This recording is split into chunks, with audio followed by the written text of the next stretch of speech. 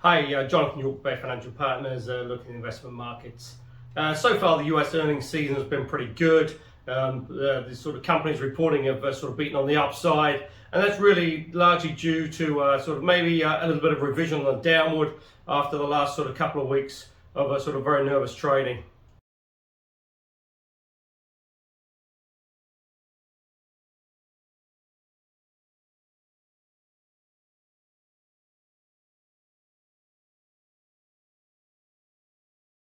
So far, so good. Obviously, that comes on the back of some pretty weak employment data coming out of the US. And it's now going to be very interesting to see how it sort of trades into year end.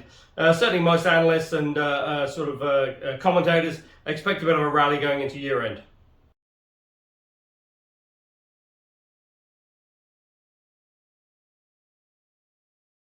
But obviously, that weakness on the jobs front does pose a little bit of a problem for the Fed because they're talking about sort of starting the taper now. It's a sort of reduction of the asset purchases, and it's just going to be very interesting to see how that sort of transposes over the next sort of 2 to 3 months.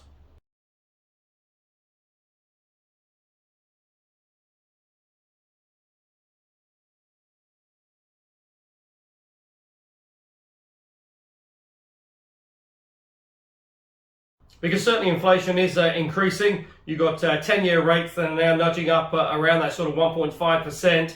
And I say it's just going to be interesting to see how the Fed manages to sort of negotiate and navigate its way through this sort of minefield.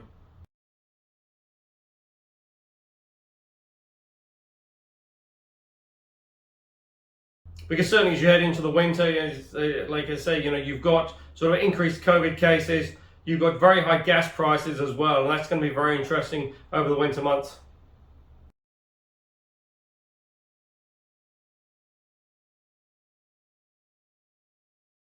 Also, as well in the US, you've had the start of the first ETF on Bitcoin. That's traded up a little bit around sort of 3%. And again, it's going to be interesting to see how that sort of trades. But also, as well, more so probably the regulation that's going to be accompanying that.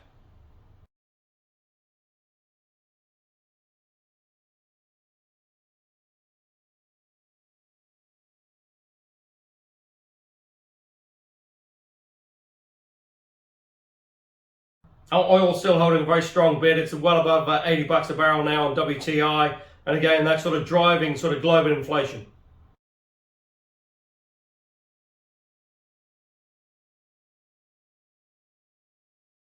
But obviously, all the time, OPEC is still sitting on some reasonable supply, excess supply out there. They've got potentially sort of at least a couple of million barrels a day they could sort of increase production. That would obviously help bring the prices down.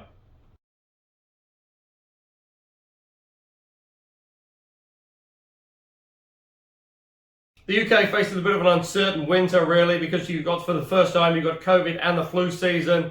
Certainly, again, COVID cases are increasing, but at the moment, hospitalisation rates are well down, and that's really due to the vaccination program and rollout they've had in the UK.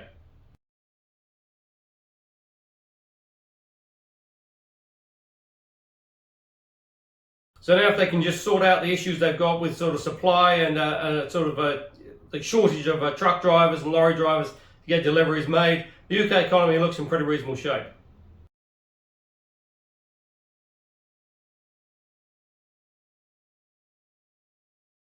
Likewise in Europe, Europe looks okay. Again, looks pretty reasonable. It's just a question of sorting out the sort of little bit of social unrest on potential sort of COVID vaccine passports.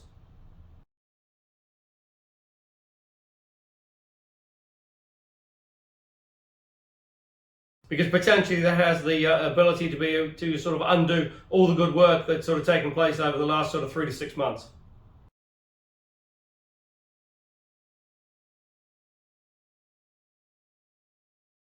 Big step forward in Australia. You've got Victoria starting to relax its restrictions out there as the vaccine rates get above 70%.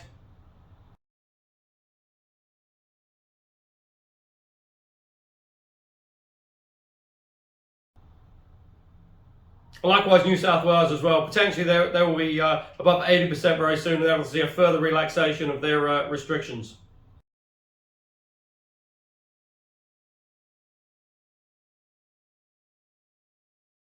Now, that's obviously pretty good for the Australian economy because certainly it really has taken a bit of a beating over the last sort of couple of quarters. But with these restrictions coming down now and borders reopening, even potentially international borders starting to look like they might reopen sort of early part of 2022, that's going to be very interesting to see how the economy picks up because certainly there is plenty of pent-up demand out there.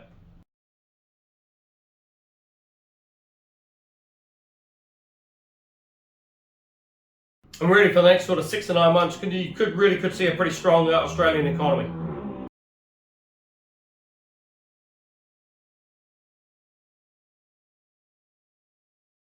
Now, here in New Zealand, the economy is okay at the moment, but we just had a record day for cases of 94 in the latest COVID outbreak, and now appears to be pretty much out of control in Auckland, still in level 3. But really just looking to try and find some sort of circuit breaker because at present there is just too much non-compliance.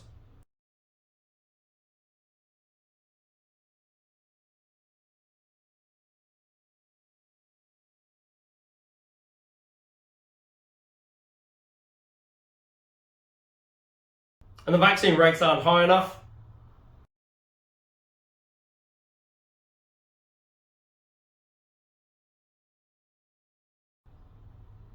But also it seems to have jumped across that Auckland border now into the Waikato region.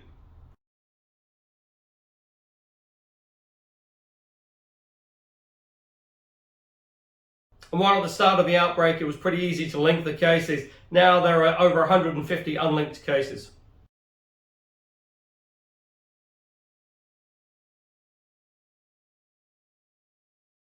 Now that obviously poses pretty major problems for the New Zealand economy because a lot of the sort of goods and services that sort of come through Auckland and then get sort of moved out to the regions.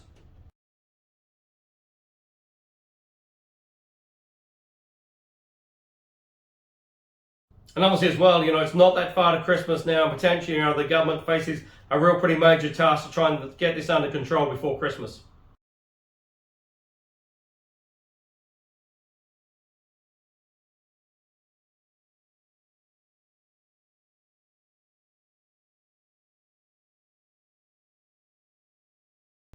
Now, potentially this has pretty major implications as well for the Reserve Bank because the government has already said Auckland will remain in level 3 lockdown for at least another 2 weeks.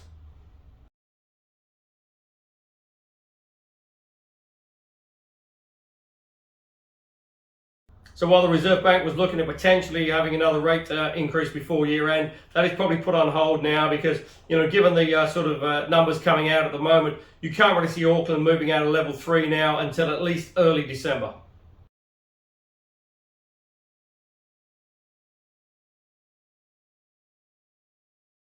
And there's still the possibility as well that it faces Christmas in the current lockdown levels.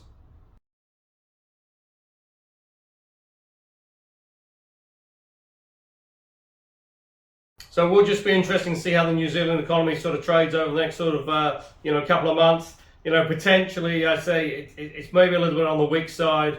Potentially that sort of rate rise is put on hold until early 2022.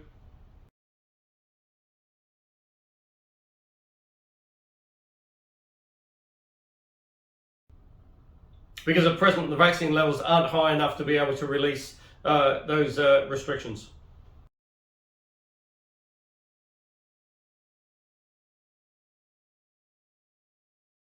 So if you are looking for income in this pretty tight environment, there are plenty of alternatives out there. Go to the website www.bayfinancialpartners.co.nz for lots of interesting articles, and we look forward to speaking to you soon.